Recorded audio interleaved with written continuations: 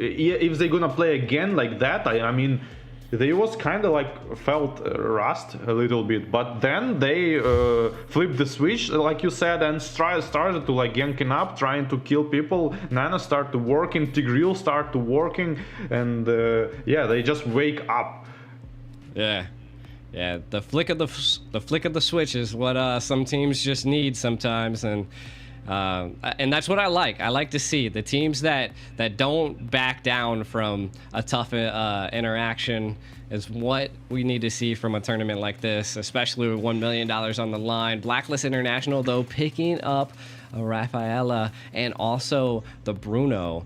Now, I kind of want to talk about this Fire Flux pick. So they picked up Exborg. That's something I see in North America a lot. The true damage that Exborg can exert is something to be feared. And I think Blacklist International might have to watch out for it.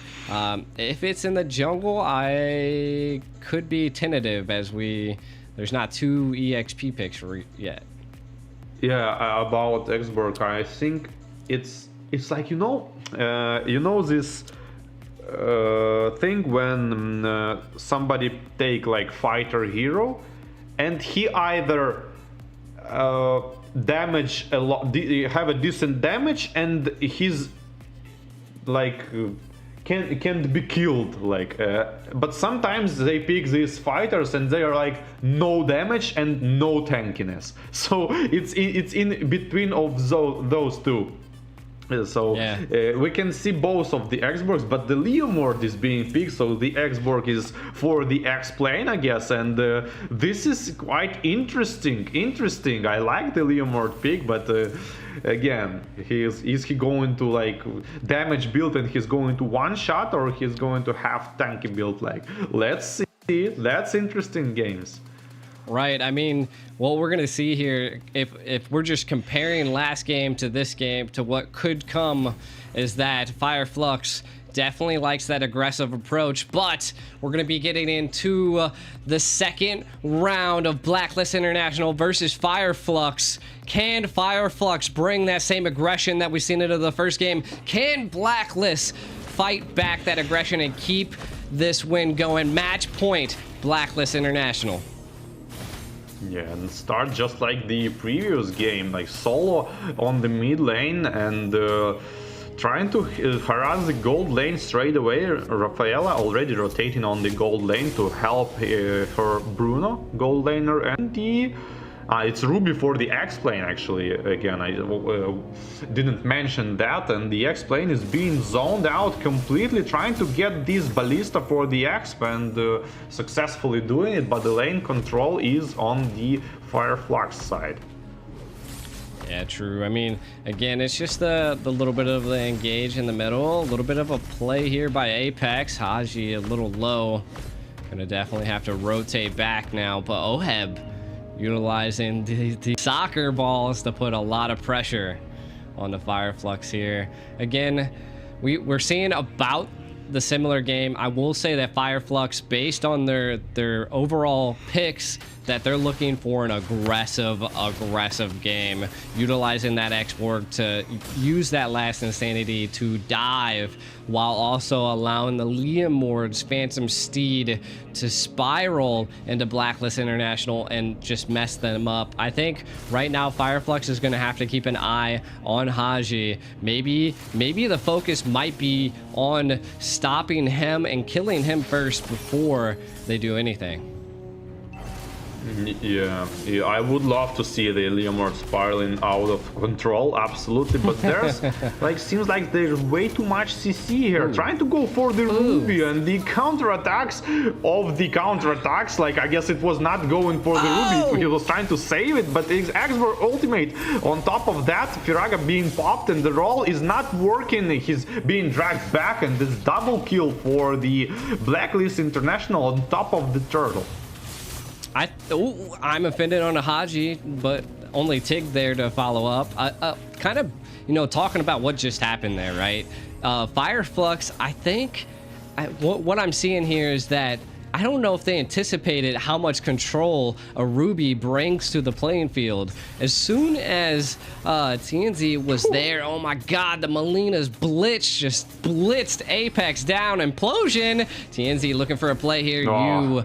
Forced to use that flicker. But back to what I was saying, I believe that the Leomord is going to have quite the trouble unless he's gonna like that Ruby was nasty. He didn't have a chance paired with the Molina. Phantom Steed's coming out onto Haji, not able to escape as Tinzy able to secure that kill there.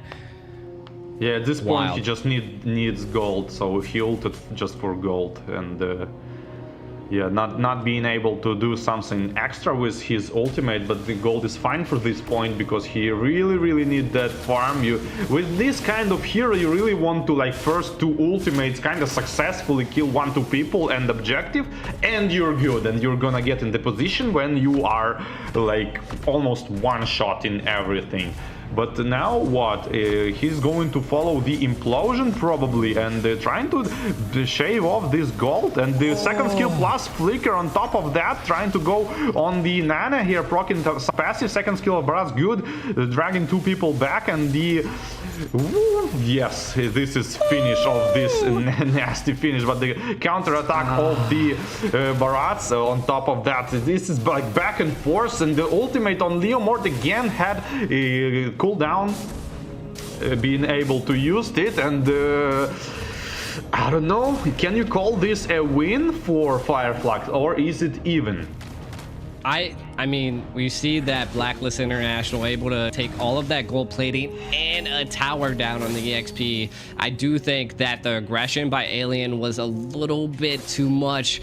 You know, utilizing that last insanity and that flicker to dive in, it secured the kill onto you, but again, not really causing a shutdown, not really getting too much out of it, losing your lane. You know, FLUX, the aggression. Again, I said that they wanted to be aggressive, but look at this. I'm fitted onto onto Apex from Edward there. And we see a little bit of a play here today. FLUX now down 1 person for this turtle take. I don't think they're gonna have what it needs to take this turtle. Yeah, and the turtle is going for the blacklist yet again, and almost 2k gold advantage already. And here Leomord trying to snipe someone, but he actually uses his ultimate to just run back, I guess, and enjoying this river minion only. And that's not what you want to get from the Leomord ultimates. Yeah, I mean, he could have been in a stickier situation as BLACKLIST International utilized the river to sprint all the way down. Oheb able to take the tower, though, against Sunshine. We do see a Daytona's welcome onto Alien. Alien's shield procced. A retreat comes out. Does look like Sensu wants to. But he didn't commit. Again, I like it. I mean, don't be too aggressive. FLUX shown that aggression. The economic lead is definitely in BLACKLIST's favor. Yeah, that is for sure. And kind of BLACKLIST looking like looking strong in the game number 2, but maybe it's going to be something like mirror situation from the previous game when Tigreal is going to 5 people implosion and just sneak up all the game. We're gonna know soon. True. I mean, we did see a great implosion by Apex. I think with what FLUX really needs to watch out for is Edward. Edward is 2-0-1, and he has so much control over a lot of those team fights. Again, you don't want to allow him to do too much into that. Now we do have 24 seconds onto the next turtle. We do see BLACKLIST looking for a little bit of a play, but FLUX kind of setting up maybe something a little strategic here. Yeah, but it seems like this is kind of like plateau situation, and forced to use his ultimate Xborg just to run away. I mean, it felt like a little bit prematurely. He could try to just go, but it shows that FLUX are starting to play like super safe. And it's bad sign in terms of confidence. Yeah, but look, and I'm offended, able to secure a kill. You able to take out Apex. BLACKLIST International looking to take more here. Turtle is low. Edward being spicy, hitting the TPs onto TNZ, keeping him zoned out of the turtle zone. Blacklist International feeling comfortable. Yeah, no turrets, almost no turrets get from Blacklist didn't lost, and mid lane is being pushed like everyone just farming, in my opinion. Like 4k gold advantage, but it's not a lot of pressure from the Blacklist. This is kind of like classic Blacklist gameplay, slow, steady, and just go at some moments. Like Tigreal went in, didn't quite manage to do something and just died. Like 4 people explosion, no, 3 people explosion, that's huge, but not enough damage. Rafaela easily out heals these amounts of damage with the Flask of Oasis probably being built first item, and yeah. This is going to be hard for Fireflux. You can see Apex coming in there, utilizing the implosion, but no follow-up by the side of Fireflux Impunity, or Fireflux Esports here. Last Insanity comes out, but like you were saying, just Haji's sustainability was just too much for Fireflux at this point. Yeah, and the Blacklist seems like they find their rhythm, what they was looking for game number 1, and game number 2 looks like more in terms of... Oh, here again, he went for the positioning, Tigreal went for the positioning, and gets picked off right away. They don't let this Tigreal to shine. Yeah, I mean, Blacklist International definitely on the snowball here, but let's not count Fireflux out just yet. As we've seen in prior games, all it takes is one play. I do think that Apex is struggling on this TIG. We can already see it's 0-4-1. I think Apex really has to wait for his team for a follow-up. Not quite sure where the miscommunication is coming. We've just seen so many implosions come out and nothing for it, but we do see a little bit of a conceal play. This is what I'm saying. They're going to count on taking down Haji. We do see the Divine Judgment coming out there, though. TNZ trying to put on a lot of pressure. Can they take him down as the Melina's Blitz does come in? TNZ low. We do see the implosion coming in, but it's not enough as Oheb was able to secure the kill. The Last Insanity comes out. Use passive procced. Fireflux looking for the plays, but Oheb coming in from the left flank, able to take out Rosa. Look at the damage as Sunset trying to get out of there, but a Maniac secured by Oheb. Alien 1 HP. They are on the hunt. Can he escape?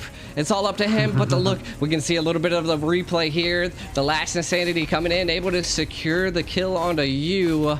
But again, we kind of see down here at the lane, I don't know if Blacklist International has enough time to be able to just take the turret. But again, they're able to secure the Lord. They won that team fight there. And Fireflux, I think they just overextended. Blacklist International was backing up, and the response by the team was just too much. Oheb, an absolute monster right now.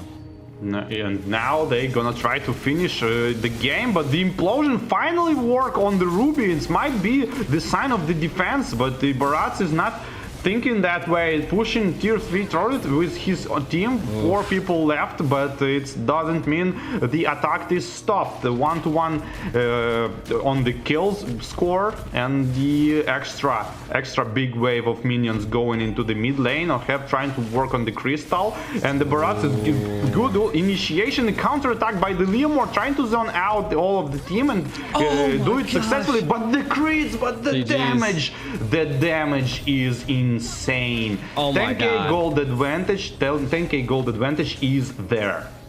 Is not. They're just going for kills at this point. They don't even care. Oheb, unstoppable. Blacklist International looking to end it here, but they're just holding out to stack the kills up onto Fireflux.